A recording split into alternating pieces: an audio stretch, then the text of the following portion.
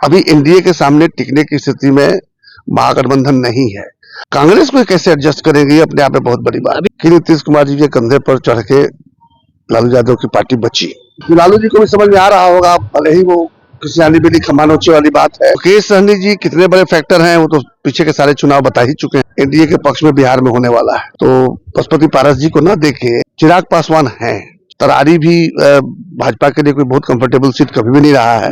नमस्कार, स्वागत आपका लाइव बिहार में। मैं हूं आपके साथ है संजीव सिंह। देखिए, दिल्ली विधानसभा चुनाव के बाद अब बिहार विधानसभा चुनाव को लेकर के चर्चाएं तेज हो गई है और देखिए बयानबाजी का दौर भी शुरू हो गया है। यहाँ अभी अभी राजद सुप्रीमो लालू प्रसाद यादव ने दिल्ली विधानसभा चुनाव को लेकर के बड़ा बयान दिया है और बिहार में भी होने वाले विधानसभा चुनाव को लेकर के उन्होंने साफ साफ कह दिया कि देखिए हमारे रहते बीजेपी कभी भी बिहार में सरकार नहीं बना पाएगी। देखिए, इसी मुद्दे को लेकर खास बातचीत करेंगे। हमारे साथ बात करने के लिए एमएलसी सचिदानंद जी है, सीधे जुड़ते बातचीत करते हैं। लालू यादव के बयान को कैसे देखते हैं?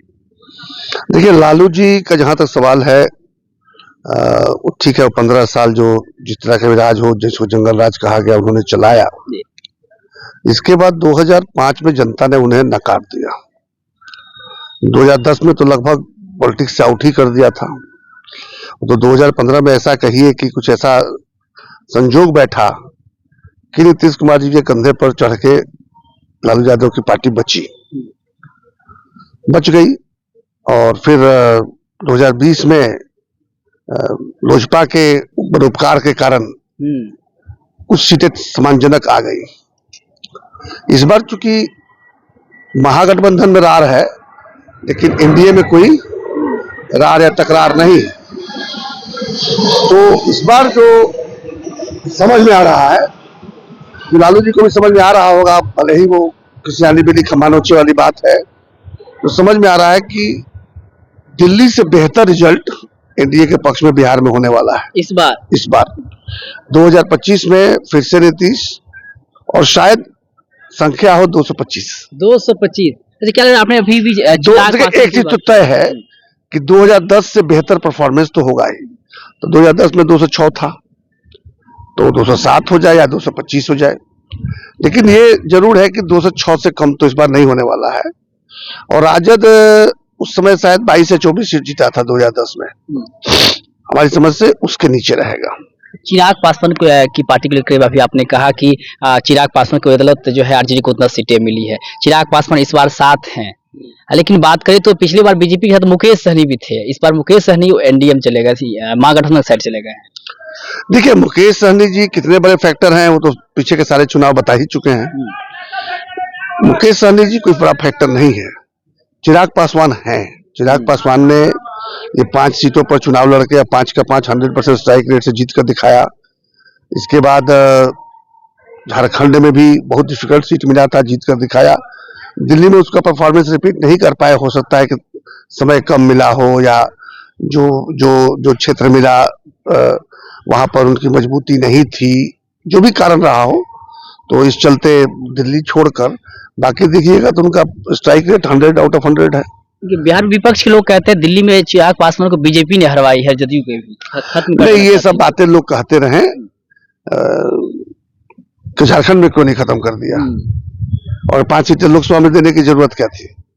अगर चिराग पासवान को खत्म करना होता तो पशुपति पारस जी को ना देके, एक भी सीट ना देकर 5 का 5 जो है वो चिराग जी की पार्टी को दिया, तो निश्चित रूप से चिराग जी कहीं ना कहीं मोदी जी के और शाह जी के चहेते हैं, तभी तो ऐसा हुआ है।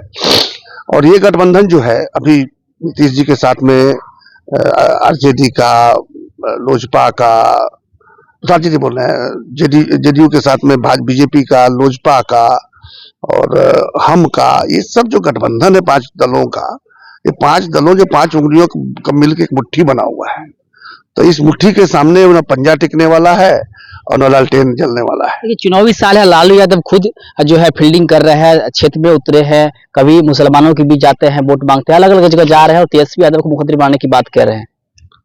भाई साहब, अभी जो उपचुनाव हुए 4 सीटों पर, उसमें 3 सीट तो आरजेडी का ही खाली किया हुआ था, 2 आरजेडी का और एक उनके गठबंधन वाले सीपीआई का। सिर्फ इमामगंज ने हमने खाली किया था, उसको रिटेन कर लिया, लेकिन बाकी देखिए तो 3 सीटें तो आरजेडी के ऐसे लोगों ने खाली किया था, सुधाकर सिंह और वहाँ बेलागंज में बेलागंज में 34 साल का किला 34 साल का किला ढहा। तरारी भी भाजपा के लिए कोई बहुत कंफर्टेबल सीट कभी भी नहीं रहा है, लेकिन इस बार काफी कंफर्टेबली जीता है। तो ये मानकर चलिए कि अभी एनडीए के सामने टिकने की स्थिति में महागठबंधन नहीं है। अभी तो सबसे बड़ी बात है, जिस तरह से कांग्रेस ने आंख तरेरना शुरू किया है और दिल्ली में उसने दिखा भी दिया, कांग्रेस को कैसे एडजस्ट करेंगे, अपने आप में बहुत बड़ी बात। अभी भी कांग्रेस 70 सीट से बोल नीचे नहीं लड़ेंगे, 70 के नीचे लड़ेगे भी नहीं। क्यों लड़े? अभी आपने उसको कितना सीट दिया था लोकसभा में, उसमें से 3 सीट जीता, और आप कितना पर लड़े थे? आप मात्र 4 जीत पाए। दरारें भी देखने को मिल रही है। कटिहार से सांसद है तारिक अनवर, उन्होंने कहा है शीर्ष नेतृत्व से ये स्पष्ट करे कि साथ चुनाव लड़ना है या अलग लड़ना है, क्योंकि जनता में कंफ्यूजन पैदा हो रहा है। नहीं, शायद अंत में साथ ही लड़ेंगे लोग, जैसा लग रहा है, लेकिन वो सीटों का गठबंधन होगा, दिलों का गठबंधन नहीं होगा। दिलों का गठबंधन होगा। ये बहुत धन्यवाद बात करिए। देखिए, तो हमारे साथ बातचीत करते हैं एमएलसी सचिदानंद जी ने साफ साफ कहा कि देखिए, सीटों का गठबंधन हो सकता है लेकिन दिलों का गठबंधन नहीं हो पाएगा। वहीं लालू प्रसाद यादव के बयान पर भी हमला करते उन्होंने कहा है कि देखिए, दिल्ली में जिस प्रकार से चिराग पासवान हो या जदयू के लोग हो या बीजेपी हो, जिस प्रकार से बेहतरीन परफॉर्मेंस वहां पर किए हैं, हालांकि चिराग पासवान की पार्टी वहां से हार गई, लेकिन बिहार में इस बार चिराग जो है वो साथ है। और पिछली बार की अगर बात करें, राजद को इतने सीटें जो है वो चिराग पासवान की पार्टी की वजह से ही आया है। और क्योंकि चिराग पासवान उस वक्त एनडीए के साथ नहीं थे, लेकिन इस बार जो है एनडीए के साथ है। ऐसे में इस बार एनडीए जो है 2010